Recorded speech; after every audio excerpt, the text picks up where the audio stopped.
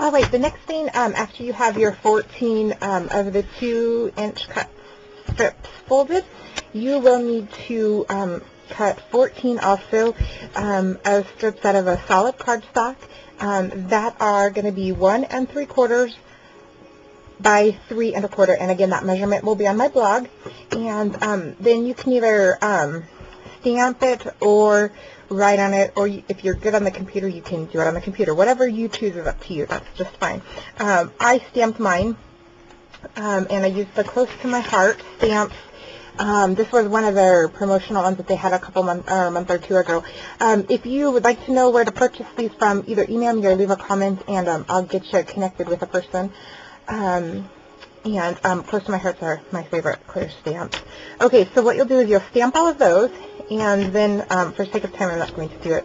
Then you'll adhere them to your 2-inch strips, and put them into 2 piles. So you'll have your 0, 1, 2, and 3, and then you'll have a whole other set of every single-digit number. And so you'll need to sort those out so that you have your piles of 2, and then you'll have your other integers, big fancy math word, in another pile. And then you will also need to get all of your calendar cubbies into order, and those will go just like this. And we're getting ready to bind here.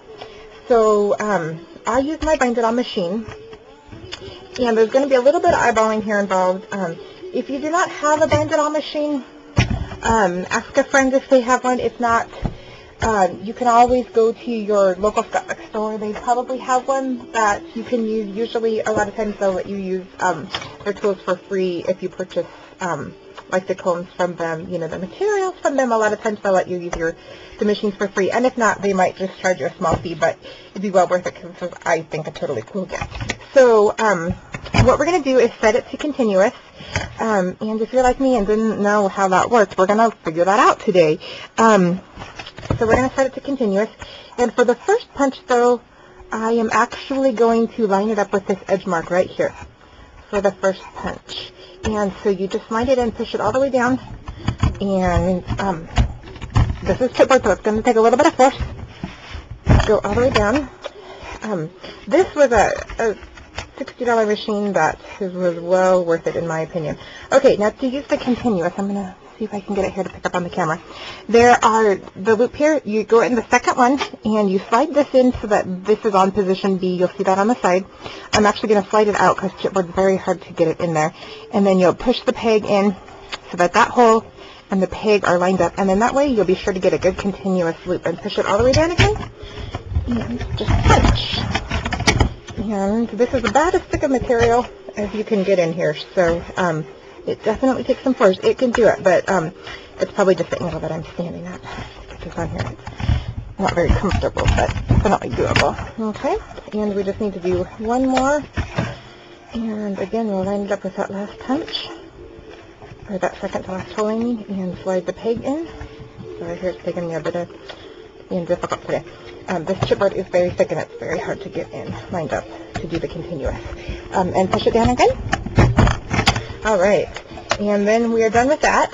Now we need to we'll put the comb on here so that we can start to assemble stuff as we punch it, and it will take me just a second here. I forgot to prep that part of it. Okay, as we look at it from the front, the comb should go in.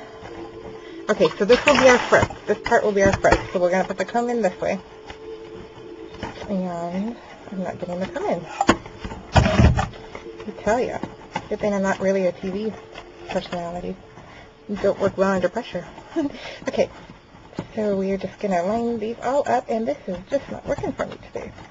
Sorry, I'm making this video longer than it needs to be. Okay, and we're just going to set this aside, and now we work backwards when we put this together. And I'm not going to do everything. I'm just going to do a couple just so you get the idea. And again, I lined them up at the edge here. And then, so you do your first punch, and then you slide these over to the button to do the continual punch. and line them up on the peg, and finish again.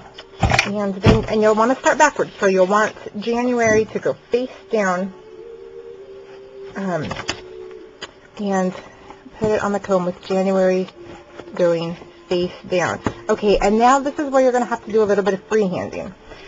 You'll take your numbers, your single digits for like the first or the second, and you'll kind of look at it here to see how it lines up. Okay, so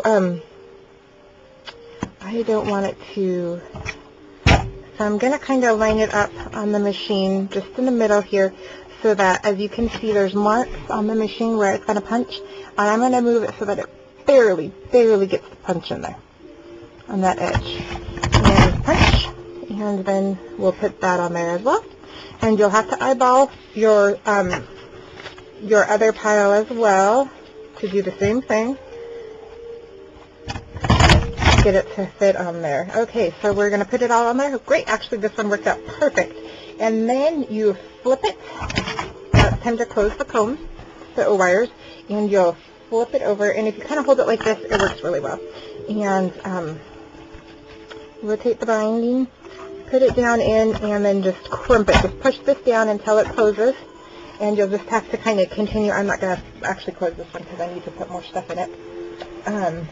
And then you can see right here how, actually that was a messy end, how you'll want it to look if you've never used a bind-it out before. I'm still pretty new at mine, so my bindings are not perfect with it yet. Okay, so we're all done with the machine. Now the last thing that we need to do is get our actual each month section done. And these are available for download, so you'll need to download those. The one thing that I would say that I didn't think about until after I had done them, I use stark white computer paper, but it just looks really stark with this. So I would recommend that you use either an off-white or an ivory or something. You want it to be light colored, but probably not white unless you're using paper that has a lot of white in it. So these are pre-designed. They will be, the measurements on them will be 4 3/4 and 6 inches. So you'll need to trim them down. You'll need to do them double-sided, and if you're good on the computer, you can do that. I actually did mine that way. My computer is very simple to print front and back on. If you're nervous about doing that, don't worry about it at all. Just print one copy. Just print the front side on one piece of paper, the back side on another piece of paper, cut them, and then glue them together, and then you can take it from here. They are available on my blog as both JPEGs and PDF files. So no matter how comfortable you are with your photo software, you will be fine to use them. Okay, so we need to make, again, you need 12 of these, and you're going to have 4 of each of 3 different cuts. And so on this, for this cut, some paper trimmers, this will be easier to do than others. And if you want to find another way to do this, go for it. You'll need to line it up at 3/8 of an inch, which is the mark between 1/4 and 1/2.